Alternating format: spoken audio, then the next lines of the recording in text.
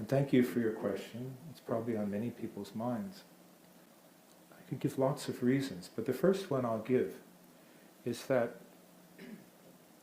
we are beings not just of reason, intellect, but we are also beings of vibration. And the support, the love, the friendship of a person of a pure vibration is the most effective way of introducing someone to the reality of those spiritual states.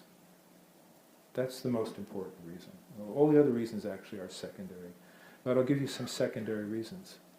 Usually the people who least want to submit to a teacher, or I'd rather say cooperate with a teacher, because none of my teachers ever dominated my life or micromanaged my life.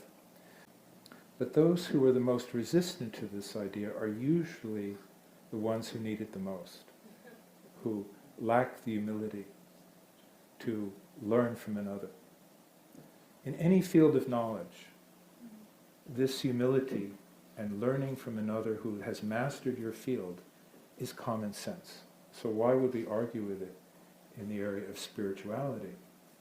And a third thing I'll say is that from my own observations, the people who have never had a true spiritual friend, guide, master, are usually people who have not themselves developed the sweetness of devotion that is one of the most beautiful human characteristics, that softens people and increases their capacity for love.